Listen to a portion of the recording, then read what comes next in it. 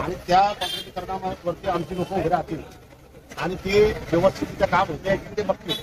नाही तर जसे गावात बोगस कामं चालू त्याच्या आम्ही काही हे मी त्यांना स्पष्टपणे सांगितलं. आणि त्या पद्धतीने आता सीसीटीव्ही कॅमेरे आहे, डोम मार्केट आहे, म्हणजे डोमचं जे वर्तन आहे ते बी ते करून देतील. ते मी त्यांना सांगितलं.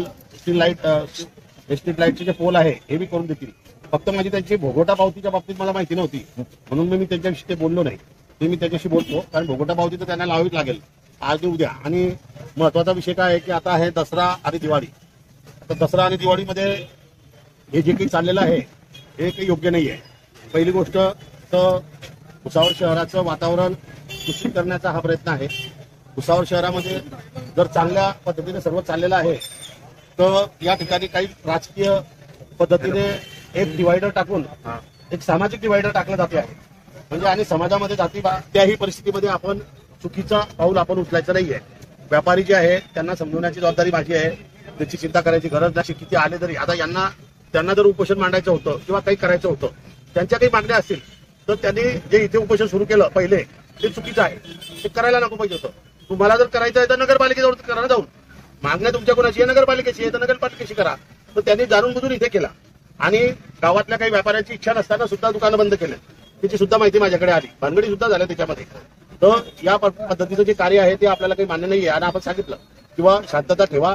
जर शांतता ठेवसाल तर तुमचंही भलं राहील, त्यांचंही भलं राहील. बाकी परिस्थिती आता सध्या वाईट आहे.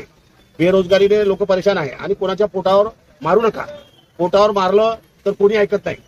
आता आपण बघतोय की पोटावर मारल्यामुळे बेरोजगारीमुळे नेपाळ सारखं देश पुरं हे होई गेलं. तर हे तर भुसावळ आहे. आणि मला असं वाटतं की मग महाराष्ट्रात सुरुवात होईल तर भुसावळपासूनच होईल असं वाटतंय. तर माझं स्पष्ट मत आहे की मी मुख्य अधिकाऱ्याशी बोललो आहे. मी सर्व व्यापाऱ्यांना, कपडा मार्केटच्या व्यापाऱ्यांना सुद्धा बोलेन. कपडा मार्केटमधल्या व्यापाऱ्यांचं काही जास्त म्हणणं नाही आहे. माझी माहिती जी आहे ते त्यातले काही 5-10 लोक असतील, पण यांना सर्वांना दुकानं मीच दिले आहे. आणि हे सुद्धा रोडवरच होते तुमच्यासारखे. त्याच्यामुळे मी त्यांना समजवेल. आणि राहिला विषय पार्किंगचा, तर पार्किंगचा भुसावळमध्ये कोणत्याच कॉम्प्लेक्समध्ये पार्किंग नाही आहे. अलग लक्षात. जर पार्किंग पाहिजे असेल तर मग प्रत्येक दुकानात पार्किंग खोलावी लागेल. एवढे कॉम्प्लेक्स बनवल्या तिचा प्रॉब्लेम आहे. तर माझं म्हणणं काय आहे की आपल्याला व्यापाऱ्यांना मी समजवेल की व्यापारी बांधवांनी राजकारणाच्या भानगडीत पडायचं नाही, रिकामे लफडे करायचे नाही. आपल्याला तुम्ही मला फक्त एकच शब्द द्या. तुमच्याकडे मला एकच शब्द पाहिजे की दसरा आणि दिवाळी झाल्यानंतर तुम्ही सर्वांनी सहखुशीने तिथे शिकवायचं. हे तुम्हाला तुमच्या शब्दाखातीर मी त्यांना शब्द देईन. आणि त्यांनाही माहिती आहे आणि पुऱ्या भुसावळला माहिती आहे की मी शब्दाचा पक्का माणूस आहे आणि मी शब्दावर चालेल. मग त्यावेळेस मी तुमचं काही ऐकणार नाही. मागण्या पूर्ण करून द्याव्या तरच आम्ही जाऊ तिथे. हो, त्या मागण्यात जेवढ्या पण आमच्या लिहिलेल्या आहे भाऊ त्यांनी पूर्ण करून द्याव्या तरच आम्ही त्या ठिकाणी जाऊ. ते म्हणजे हे नंतर करू देतो ते मग तसं नाही करायचं. नंतर कोणी आमची दाद घेणार नाही भाऊ. तुम्ही आता आलेले 8च्या 8 मागण्या ज्या आहे 8 पैकी एक तर समजून घ्या. या 7 मागण्या तुमच्या झाल्या तर 8व्याचा विषय देणार आणि नवीन जागेवर जाण्याचा.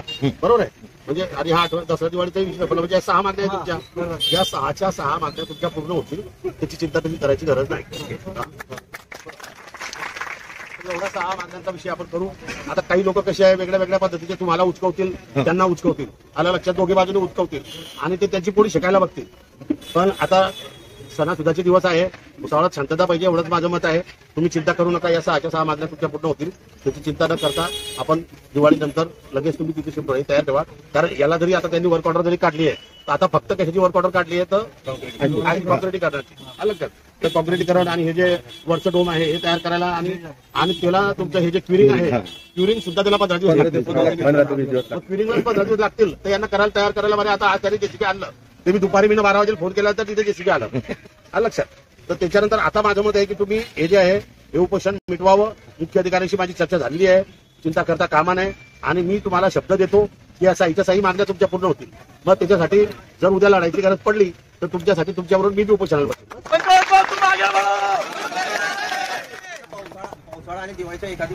दिवाळी झाल्यावर तुम्हाला दुसऱ्या तिसऱ्या दिवशी तिथे कंप्लीट करून द्या. ऐकून घे. दिवाळी पूर्ण झाल्यावर तुम्हाला तिथे जायचं आहे. बाकीचं काही ऐकणार नाही.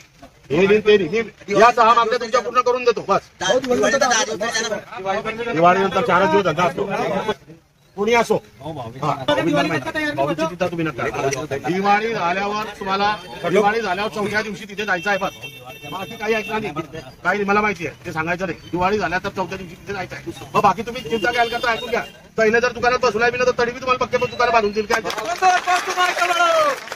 दुकान आपण बरेच दिवसांनी आगे बढ़ो राजू भाऊ तुम आगे बढ़ो संतोष भाऊ तुम आगे बढ़ो संतोष भाऊ की जय राष्ट्रीय होकर सेनेचा राष्ट्रीय होकर सेनेचा आता ते नगरपालिकेचे लोक येतील ना त्यांचं काय नाही या इथे घेऊन घ्या पाटील संतोष भाऊ तुम आगे बढ़ो